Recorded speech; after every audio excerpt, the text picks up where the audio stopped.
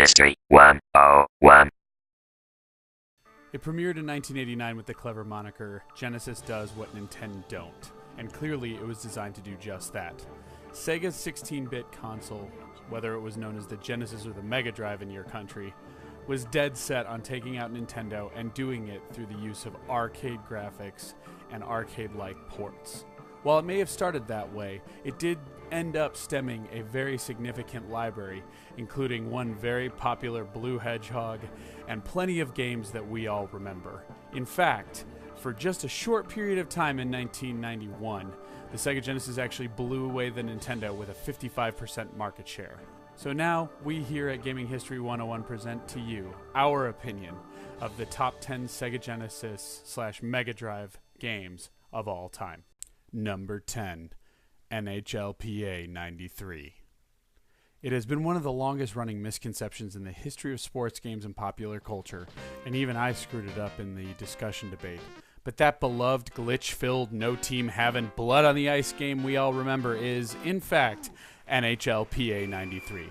I know most people don't even know what the difference between an NHLPA license and an NHL license is, but the short answer is the name of the team. So while Chris Chelios of the Chicago Blackhawks is present in NHLPA 93, he's on a team simply known as Chicago instead of the Chicago Blackhawks.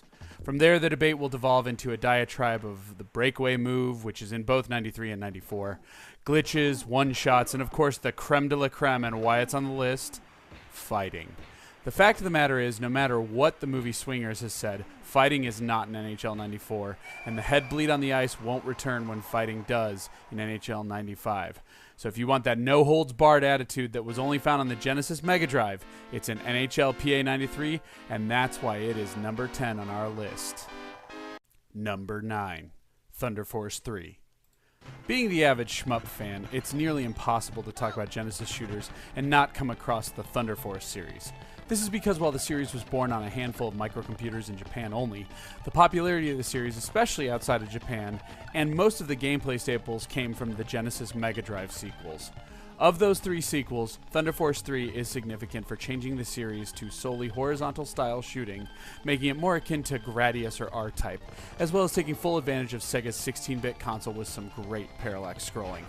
This title was so popular, in fact, that it received an arcade cabinet port called Thunder Force AC that almost looked identical to the home port offering. It even got ported to the SNES as Thunder Spirits, but with some features cut out like level select, which is significant because the levels were so hard you'll want to memorize them one at a time by playing each specific one over and over. Either way, the Genesis Mega Drive original version of Thunder Force 3 is notable as the rock-solid horizontal shooter that started a legacy. For giving Sega's console a shooter series to be proud of, Thunder Force 3 stands as our number 9. Number 8, Beyond Oasis, Story of Thor. We love the title of this game in Europe, Story of Thor. Jam is still not entirely sure why the name was changed, especially since Thor only has a small reference in the story. But Beyond Oasis, Story of Thor felt like a fresh twist on the top-down action-adventure game. Of course, fans will cry out and say, Zelda Link to the Past did it better. However, Story of Thor really brings its own style to the genre. To Jam, it felt like what would happen if the developers of Streets of Rage decided to do a Zelda game. Combat has more an emphasis on brawling, and is genuinely quite satisfying. You also have multiple weapons to use, which are strongest against specific enemy types. Then there are the spirits you can summon, which are really handy buddies that tag along for the ride when you need them. The ability to summon these spirits in the game's environment felt very unique at the time. Although not the longest game in the world, it's an incredibly fun campaign to play through. This new take on an old formula makes Beyond Oasis Story of Thor our number 8. Number 7, Mortal Kombat. Permit us to devolve into immature 13-year-olds for a moment. Blood, blood, blood, blood, blood, blood. Fatalities, and more blood. With one simple code, ABACABB or ABACAB, the Genesis Mega Drive port of Mortal Kombat became the only home version of the game you wanted, and it's all because of that splotchy crimson. Let's face it, the violence is the only real draw Mortal Kombat had over competition Street Fighter II, so keeping that intact was the only real selling point for the game. While Sega didn't actively advertise that the game contained a code to unlock all the violence, especially since it cleverly rated the game MA13, the only way you could play this arcade classic in full violent detail was on Sega's console. In a time where the SNES was blowing away the Genesis Mega Drive in console releases and graphical fidelity, Mortal Kombat was a clear reminder that Sega brought an edge to gaming. It was so significant, in fact, that Nintendo would restore all the violence for the sequel, and Senate hearings on violence in video games became realities, thanks in part to the Genesis Mega Drive port of Mortal Kombat. That's clearly why it's our number 7. Number 6, Mega Man: The Wily Wars. There's a good chance that this title would be more significant had it come out in a region other than Europe, with a short stint on the US Sega channel. Mega Man: The Wily Wars combines all 3 of the first Mega Man titles, updates the graphics, and adds saving to them. It was Capcom's version of the Super Mario All-Stars collection, except that these were the 3 most beloved titles from the series, and they all started out as NES games. It was a jump unlike any other at the time, and I can't think of a single Sega fan that wouldn't have killed to have it on their Genesis or Mega Drive. And you European viewers, don't go thinking that because it came out in your neck of the woods that the journey is any easier, because it's super rare and complete copies started around 400 euros. Thanks to emulation, or a hacked ROM on a flash cart, many of us can enjoy this updated collection that is chock full of beneficial updates, although we do have to tolerate the Mega Drive controller as a concession. This fantastic and rare collection makes our number 6 a clear choice. Number 5, Wonder Boy in Monster World.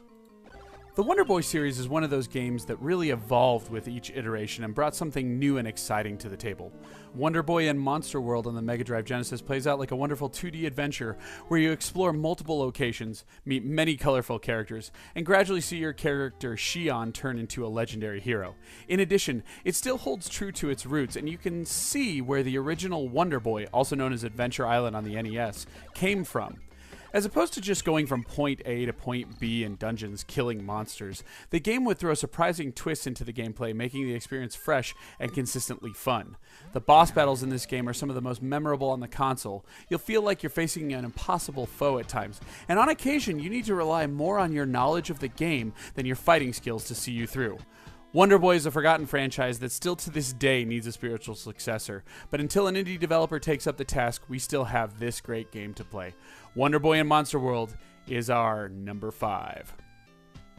Number 4, Dr. Robotnik's Mean Bean Machine. We are actually really glad that this game made our top 10 list. For a lot of people, this will be the game you look at and really scratch your head as to why it was added. Dr. Robotnik's Mean Bean Machine is a game you grow to love. It's a simple puzzle game where you had to match 4 bean colors, and if you're really skillful, chain them together to make life incredibly difficult for your opponent. Playing against the AI of this game is very difficult, but you feel so good about yourself when you finally conquer one of Robotnik's badniks that it's totally worth it. The biggest draw to the game is playing with a friend. There really is no such thing as a quick game of Mean Bean Machine, because you'll start out by saying first to 3 wins, then it'll extend to 5, then 7. You get the point. Simple to pick up, tough to master, and just a ton of fun to play no matter what your skill level is. Yes, it may seem shocking we didn't put a Sonic game on this list. Spoilers. But honestly, we go back and play Mean Bean Machine much more than the entire Sonic franchise. Sorry, Sonic fans. Dr. Robotnik's Mean Bean Machine is our number 4. Number 3, Musha.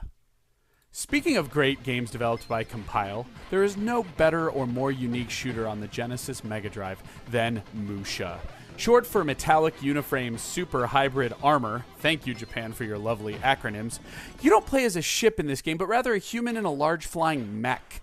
It's part of the larger Aleste series in Japan, but over here in the West we're fine just receiving a handful, of which Musha is hands down the best.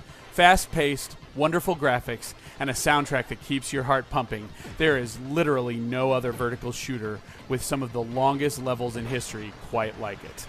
It's on the Wii Virtual Console, so now this rare and expensive gem can be had for only 800 points. Do yourself a favor and check it out.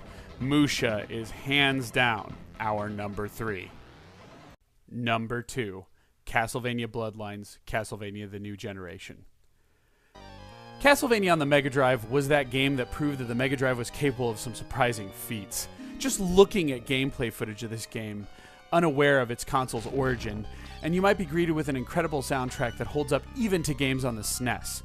Konami wanted to give support to Nintendo's 16-bit console, but the Genesis Mega Drive proved to be too large a market to ignore, which led to experimental titles such as this. Among games like Contra Hardcore and TMNT The Hyperstone Heist, these were technologically impressive iterations on familiar series that really separate Sega's 16-bit console from the rest. Of these examples, there's no denying that Castlevania is the most impressive. With multiple playable characters, branching paths, and secrets for completing the game on the harder difficulties, any avid fan should have this in their collection. Castlevania Bloodlines / The New Generation is, without a doubt, our number 2. Number 1. Streets of Rage 2. Sorry to keep you in suspense, but Streets of Rage 2 is one of the first games you think of when you're asked the question, what are the best Mega Drive Genesis games? It's one of the best 2D brawlers, period. It is fantastic to play with someone else or by yourself, and it has a killer soundtrack. Of course, we have a huge nostalgia for this game and probably completed it hundreds of times when we were younger, but that doesn't change the fact that this is one amazing title. With 4 playable characters, co-op, and enough off-the-wall levels, including a pirate ship and an alien world, to keep you interested, Streets of Rage 2 is a must-play. Not only that, but the game is so self-aware of how badass it is that it has cabinets of the original game, known as Bare Knuckle in Japan, within Streets of Rage 2 for you to smash for items. Streets of Rage 2 is a great game that still holds up against the test of time and is available practically everywhere. If you haven't already played this game, do yourself a favor and check it out. Trust us, you won't be disappointed. Streets of Rage 2 stands atop at our number 1 for the top 10 Sega Genesis Mega Drive games of all time. To check out more retro content, head over to gaminghistory101.com, or for more videos, just head on over to youtube.com/VGPTGS and subscribe. Please keep in mind that all our videos can be found at gaminghistory101.com as well. Was dead set on taking out Nintendo and doing it through the use of arcade graphics and arcade-like ports.